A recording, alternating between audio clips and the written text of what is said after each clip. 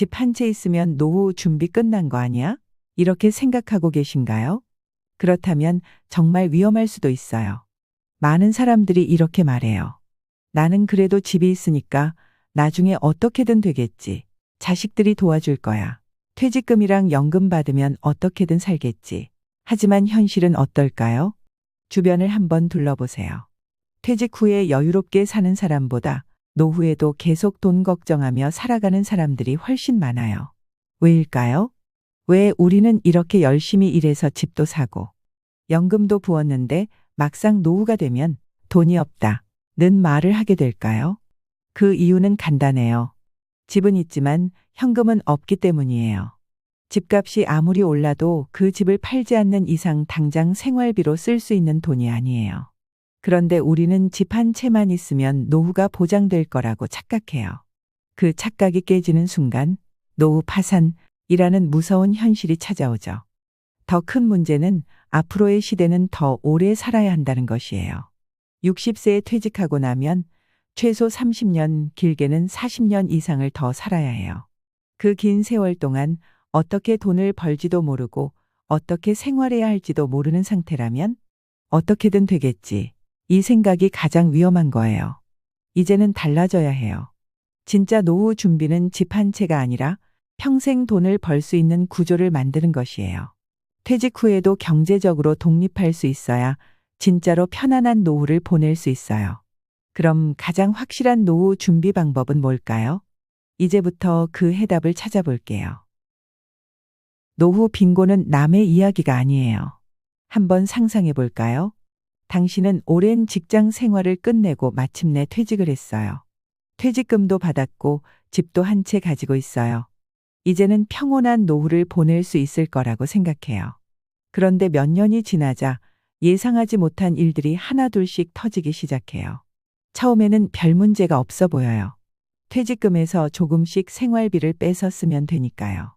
여유롭게 여행도 가고 맛있는 음식도 먹고 오랜만에 친구들과 만나면서 시간을 보내요. 하지만 이래서 2년이 지나면서 통장 잔고가 눈에 띄게 줄어들기 시작해요. 그제야 불안한 마음이 들어요. 잠깐만, 내 돈이 이렇게 빨리 줄어든다고. 그래도 난 집이 있으니까 괜찮겠지. 그런데 현실은 그렇게 간단하지 않아요. 집은 있지만 당장 쓸 수 있는 돈은 없어요. 생활비는 계속 나가는데 고정적인 수입은 없어요. 그래서 조금씩 아껴 써야겠다는 생각이 들죠. 외식도 줄이고 여행도 포기하고 지출을 하나둘씩 줄여나가요. 그런데 여기서 또 다른 문제가 생겨요. 예상하지 못한 의료비가 갑자기 발생하는 거예요. 건강검진을 받았는데 고혈압이나 당뇨 같은 만성질환이 생겼다고 해요.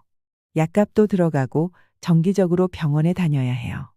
가끔 허리가 아프거나 관절이 쑤시면 도수치료나 물리치료도 받아야 해요. 뭐 건강보험이 있으니까 괜찮겠지. 이렇게 생각할 수도 있어요. 하지만 현실은 다르죠. 건강보험이 있다고 해도 본인 부담금은 계속 쌓여요. 그리고 치과나 한방 치료 같은 경우는 건강보험이 적용되지 않는 경우가 많아요. 치아 하나 치료하는데 몇백만 원이 깨지는 건 흔한 일이에요. 그러다 보니 자연스럽게 지출을 더 줄이게 돼요. 친구들과의 모임도 피하고 가고 싶던 곳도 포기하고 최대한 돈을 아끼면서 살아야 해요. 그런데 이렇게 아끼면서 살면 괜찮을까요? 아니요. 시간이 지나면 지날수록 경제적으로 더 쪼들리게 돼요. 결국 많은 사람들이 이 시점에서 고민하게 돼요. 내가 가진 집을 팔아야 하나? 전세를 월세로 돌려야 하나? 아니면 반대로 작은 집으로 이사 가야 하나? 하지만 여기서 또 문제가 생겨요. 집을 판다고 해도 그 돈이 얼마나 오래 갈까요? 70세에 집을 팔아서 3억 원을 손에 쥔다고 해도 90세까지 20년을 살아야 해요. 그럼 1년에 1,500만 원, 한 달에 120에서 130만 원 정도를 써야 하는데 이 돈으로 생활이 가능할까요? 전혀 아니죠. 이렇게 되면 결국 노후 파산이라는 무서운 현실이 눈앞에 다가오게 돼요. 자, 여기서 한 가지 중요한 질문을 해볼게요. 도대체 어디서부터 잘못된 걸까요? 사실 우리는 평생 돈을 버는 법만 배웠지 노후를 준비하는 법은 배우지 못했어요. 열심히 일해서 월급을 받고 집을 사고 자녀를 키우고 그렇게 살다 보니 정작 퇴직 후 어떻게 살아야 하는지에 대한 개념이 부족한 거예요. 노후 준비라고 하면 대부분 이렇게 생각해요.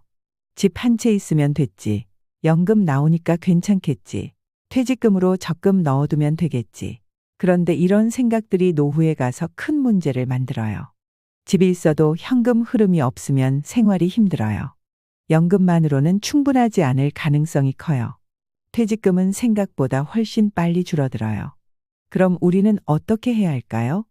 노후에도 고정적인 현금 흐름을 만들 수 있어야 해요. 즉, 퇴직 후에도 어떤 형태로든 소득이 있어야 한다는 거예요. 그렇다면 퇴직 후에도 돈을 벌 수 있는 방법은 무엇일까요?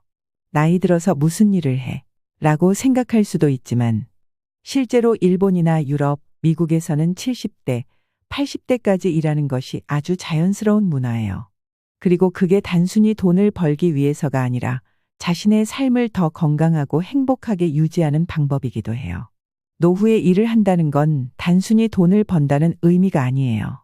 경제적인 자립을 유지할 수 있어요. 사회적 관계를 지속할 수 있어요. 몸과 정신이 건강해질 수 있어요. 이제 우리는 노후를 준비하는 방식을 바꿔야 해요. 집 한 채 있으니까 괜찮아. 연금 나오니까 어떻게든 살겠지. 이런 생각에서 벗어나야 해요. 퇴직 후에도 내가 지속적으로 돈을 벌 수 있는 구조를 만드는 것, 그게 진짜 노후 준비예요. 그럼 어떤 방법이 있을까요? 어떻게 하면 퇴직 후에도 소득을 유지하면서 경제적으로 안정적인 삶을 살 수 있을까요? 이제부터 그 현실적인 방법을 하나씩 알아볼게요.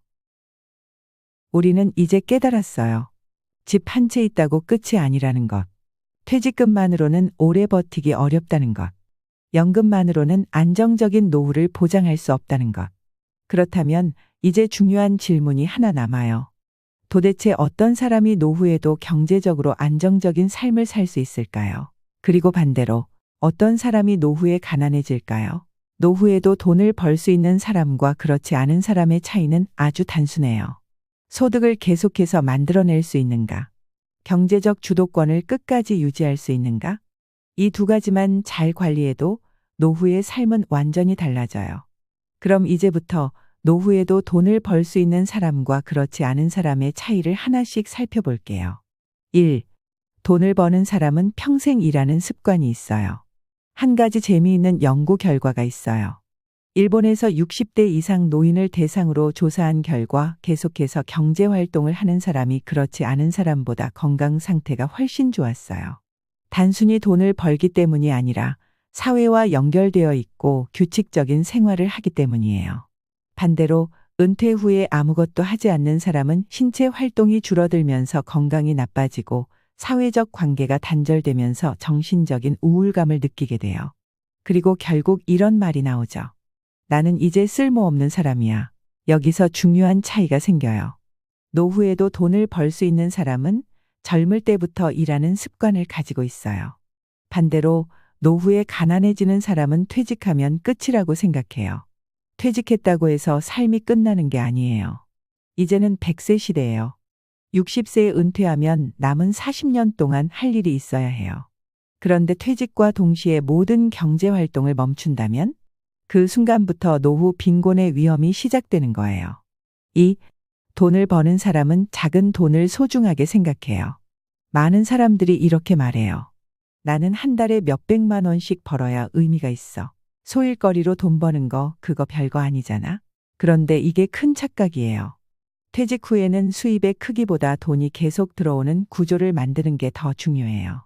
한 달에 100만 원을 벌든 200만 원을 벌든 중요한 건 소득이 꾸준히 발생하는 것이에요.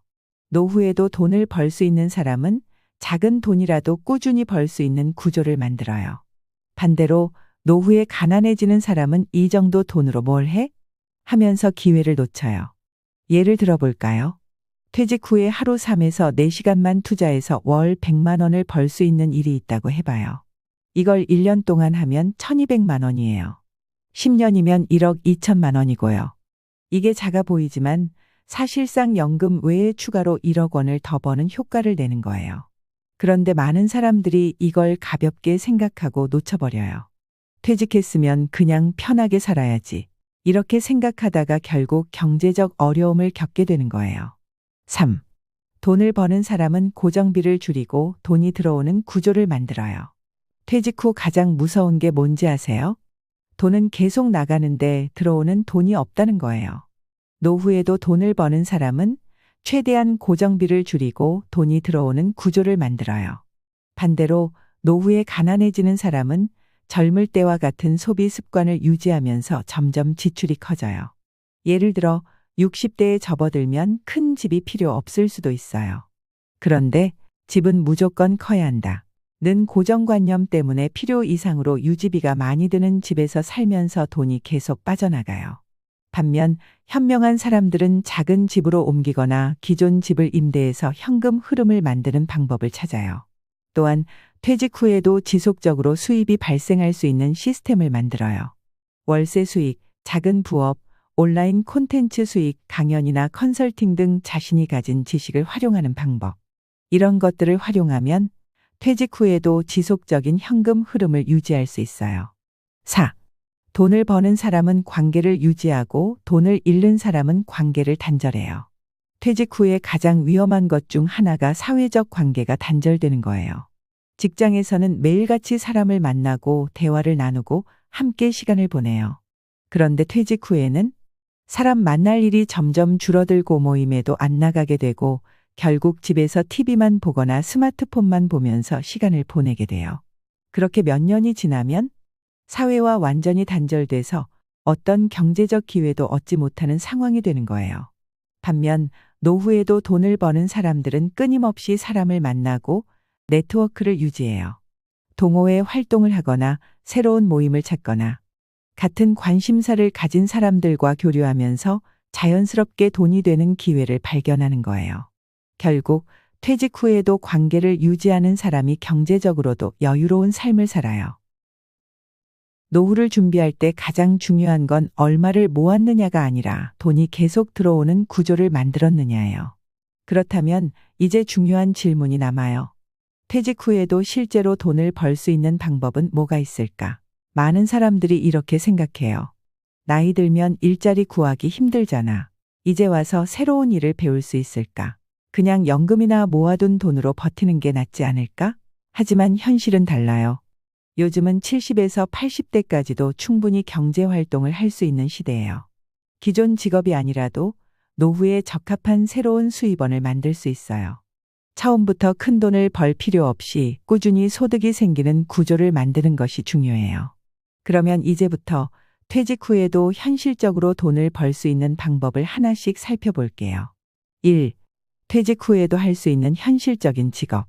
많은 사람들이 퇴직하면 할 일이 없다 고 생각하지만 사실은 나이에 상관없이 할 수 있는 일들이 많아요. 파트타임, 프리랜서 형태의 일자리, 본인의 경험을 살려서 할 수 있는 일, 온라인을 활용한 소득 창출. 이렇게 세 가지로 나눠서 살펴볼게요. 퇴직 후에도 비교적 쉽게 할 수 있는 일자리들이 있어요. 2. 돈을 버는 것보다 중요한 건 고정비를 줄이는 것. 퇴직 후에는 고정비를 어떻게 관리하느냐가 경제적 자유를 결정해요. 돈을 버는 것도 중요하지만 쓸데없는 지출을 줄이는 것도 똑같이 중요해요. 불필요한 소비 습관 바꾸기. 불필요한 보험 정리하기, 보험료를 점검하고 불필요한 보험 해지. 자동이체 내역 점검하기, 사용하지 않는 구독 서비스 취소. 대출 조정하기, 금리가 높은 대출은 조기 상환하거나 이자 부담을 줄이는 방법 고민. 자가 대신 월세 활용하기, 큰 집을 유지하기보다는 다운사이징, 소형주택, 전세. 공공혜택 적극 활용하기, 국가에서 지원하는 노후 복지 프로그램 활용. 교통통신비 줄이기, 대중교통 할인, 알뜰폰 사용 등. 고정비를 줄이면 적은 돈으로도 충분히 여유로운 노후를 보낼 수 있어요. 그리고 불필요한 소비를 줄이면 자연스럽게 돈이 모이기 시작해요. 3. 가장 좋은 노후 준비는 지속적으로 돈이 들어오는 구조 만들기. 노후 준비를 잘한 사람들의 공통점이 있어요. 나는 일하지 않아도 돈이 들어오는 구조를 만들었다. 이게 무슨 뜻일까요? 월세 수입이 있는 사람, 부동산을 활용해 지속적인 현금 흐름 확보. 온라인 콘텐츠 수익이 있는 사람, 유튜브, 블로그, 전자책 등으로 자동 수익 구조 확보. 작은 비즈니스를 운영하는 사람 자신이 즐길 수 있는 일을 하면서 수익을 창출. 이런 사람들은 퇴직 후에도 경제적으로 불안하지 않아요. 왜냐하면 돈이 계속 들어오는 구조를 만들었기 때문이에요. 반대로 노후 준비를 못한 사람들은 모아둔 돈이 줄어드는 것에 대한 불안감 속에서 살아가요. 그래서 지금부터라도 어떻게 하면 돈이 계속 들어오게 만들 수 있을까 고민해 봐야 해요. 우리는 이제 노후에 돈을 벌 수 있는 현실적인 방법들을 알아봤어요. 하지만 여기서 한 가지 중요한 질문이 남아요. 퇴직 후에도 계속 일하는 게 즐겁지 않으면 어떡하지? 나이 들어서까지 일해야 한다는 게 너무 힘든 일처럼 느껴지면? 사실 많은 사람들이 노후에 일하는 것을 부정적으로 생각해요. 퇴직하면 이제 편하게 살아야지. 그 나이에 일하는 게 무슨 의미가 있어? 그냥 연금이나 모아둔 돈으로 조용히 살면 되잖아? 하지만 현실은 다르죠. 가만히 있으면 몸이 더 빨리 늙어요. 아무것도 하지 않으면 우울증이 찾아와요. 경제적으로 여유가 없어지면 삶의 질이 떨어져요. 그러니까 퇴직 후에도 돈을 벌면서도 즐겁게 할 수 있는 일을 찾는 게 가장 중요해요. 그렇다면 어떻게 하면 노후에도 일하면서 행복하게 살 수 있을까요? 지금부터 그 해답을 찾아볼게요. 1. 돈을 벌면서도 즐겁게 할 수 있는 일을 찾아야 해요. 일은 두 가지로 나뉘어요. 먹고 살기 위해 억지로 하는 일, 즐겁게 하면서 돈도 버는 일, 퇴직 후에도 행복하게 살려면 두 번째 유형의 일을 찾아야 해요. 그럼 어떤 일들이 있을까요? 자신이 좋아하는 일을 소득화하는 방법. 손재주가 있다면 공예, 목공예, 홈베이킹 등으로 온라인 판매. 운동을 좋아한다면 시니어 요가 강사, 골프 강사, 실버 피트니스 트레이너. 요리를 좋아한다면 반찬 가게, 쿠킹 클래스, 유튜브 요리 콘텐츠 제작.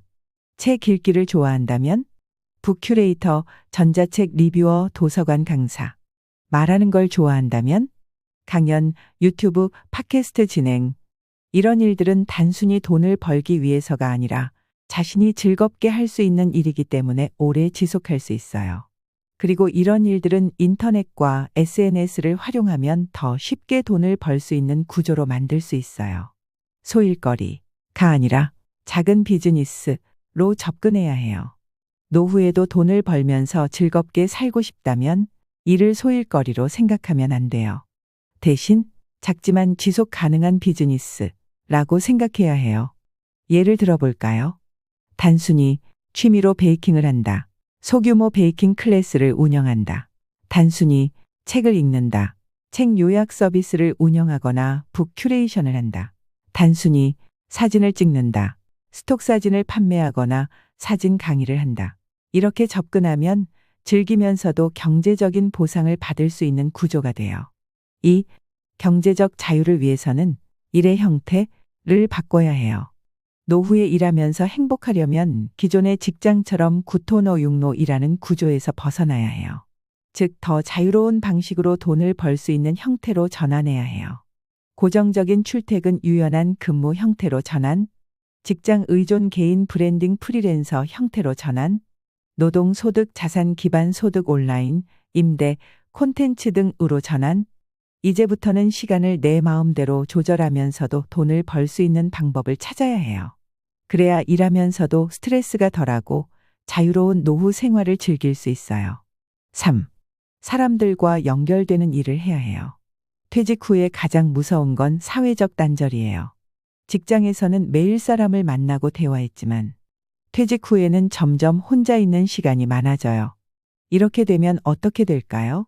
몸은 점점 무거워지고 대화할 사람이 없으니 우울해지고 결국 노후 삶의 질이 떨어져요.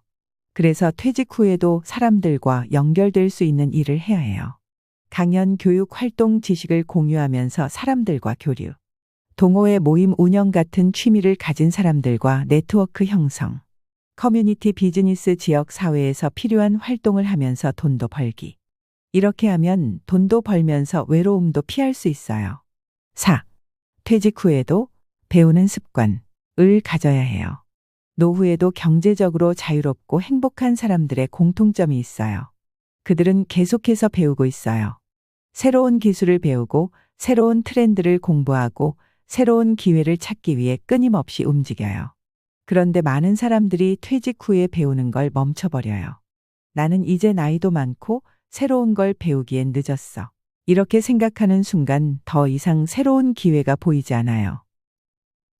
퇴직 후에도 경제적으로 안정적인 삶을 유지하려면 무엇보다 현금 흐름을 안정적으로 확보하는 것이 중요해요.